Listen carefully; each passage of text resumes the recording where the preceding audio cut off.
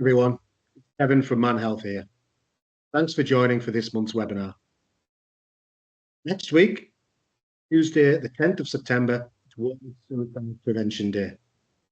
We want to take some time to discuss the latest information on suicide figures for England and Wales that were released only last week. Suicide is a difficult subject to talk about, so we do want you to keep safe, look after yourself.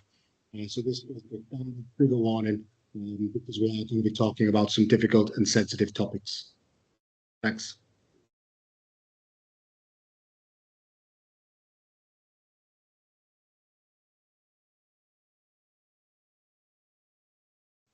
All statistics are out. We've got the latest statistics just released last week. Regards to suicide in England and Wales. Just an initial reaction to them, I suppose. Well, it's like everybody, it's a reaction of dismay. I'm dismayed at the findings. Every life lost to suicide is an absolute tragedy, and the suicide figures released on last week show that there's been an increase on last year and the highest suicide rates since 1999. There's a long-standing trend, isn't there? That we're not making significant gains. And so whatever we're doing, what are we doing and what are we not doing? What do you think? There's an old adage, isn't there? If you keep doing the same things, you're going to get the same results. And I think we've been calling this out for years now. We've been going for nearly 10 years, and we've been calling this out.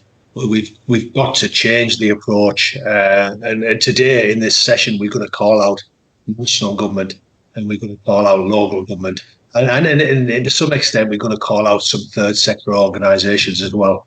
Plus, with suicide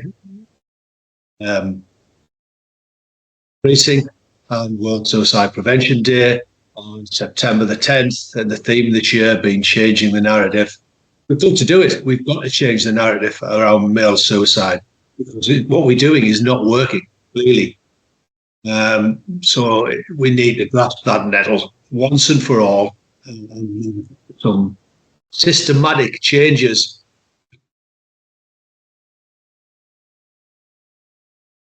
When we do our work-based training, we do talk about changing the narrative, which is the theme of this World Suicide Prevention Day. So what is it then? What do you want to change? If you were in a position to influence change, what is that narrative? What's the existing narrative? What do we want to move from and what do we want to move to? Well, our regular viewers will be aware that we've been sending information into the All Parliamentary Group on boys and men, and we hope with the new Parliament, the Labour Party will continue the great work that's been done on the All Parliamentary Group and some of our local MPs, which is great. Paul McAvoy and Sam Rushworth, who we're meeting this week. We're also meeting Alan Strickland in the next couple of weeks.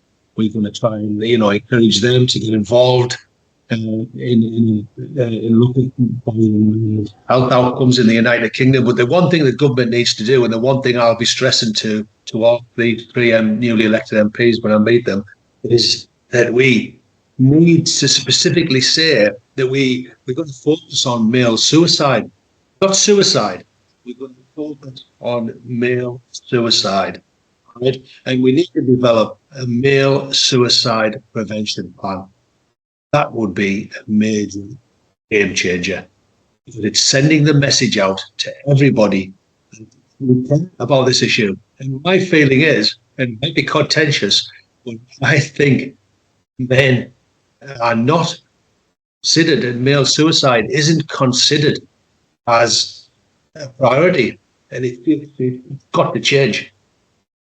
I think, of the research that we do and the conversations we have, one thing we know is that people in crisis, men and women, present differently. So they've different signs, different behaviours, different opportunities to intervene, and we are big advocates of making every contact count. Those contacts will be different for men and for women, and I think that's what a more informed approach, I think, is. It's about being aware when you find these men who are in obvious distress. what's causing this distress. And as you know, we know from our work in our peer support groups, financial issues, workplace stress, unemployment, relationship breakdown, grief, all these things that can be really damaging to men. And services aren't aware that these stresses are overwhelming distress for men, which can, if they're not dealt with, cause them to take their own lives. Yeah. So we're coming at it. This is the narrative that I think that we are advocates of changing, is that our focus, our existing focus, that, as we've said, hasn't been any significant changes in the trends in terms of numbers and lives lost over 20 years or so, because the focus is primarily mental health and supporting men in mental health, which absolutely plays a part, absolutely critical. But in terms of suicide awareness, it's about those transitions that Paul mentioned, about these life events. Now, these life events, the separation, the grief, are really, really hurting. And they can happen to anybody, whether you've got mental ill health or not. So I think this is where we absolutely need to flip it on its head and support men through these situational awareness, addressing situational awareness, these massive life transitions. The one thing that on the statistic is that it's no surprise to me that the men most at risk of taking their own lives, middle-aged men, because they are the cohort that are most at risk of the major life conditions that we've talked about, the separation, the family issues, financial, housing, debt, all of these things tend to happen to that cohort of middle-aged men. So suddenly the pieces fit if you look at it differently.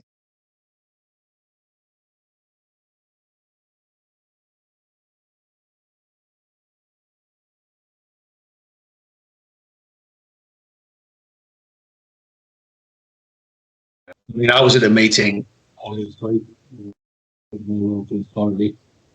was frustrating. Looked at their suicide action plan, and I mentioned that we need a gender-informed approach to suicide, and actually did a search by a person from Thorn and on the suicide action plan, and men in that suicide action plan was a 4-page document where only mentioned once in the suicide action plan, despite accounting for quarters of all suicides, or 75% of all suicides in the local authority, and our local authority, the northeast, begin with the highest rates of suicide across the UK.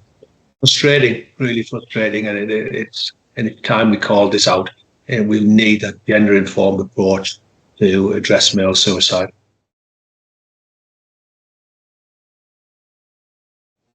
Yes, I think it's going to take a long time, but we need to do something. So some of the actions that we are advocating take place, that need to take place. Obviously, we've mentioned the work by the parliamentary group from Boys and Men. They need to actually do something. The first thing that we need to do is send out a clear message to appoint a minister for men. We need to recognise that this national epidemic will not change unless we do something about this. And I think we need to look at, some of the things that I'm calling for today is a full audit of all funded services to find out if they are reaching men. And that's a simple thing to do. Are the funded services reaching men? I know in our authority, there's no funded services for men. All right. So, let's do an audit, find out how we reach these men. We need to use men with lived experience of mental health and suicide, and we need to use their experience to help improve the services. Ask them how we can improve services.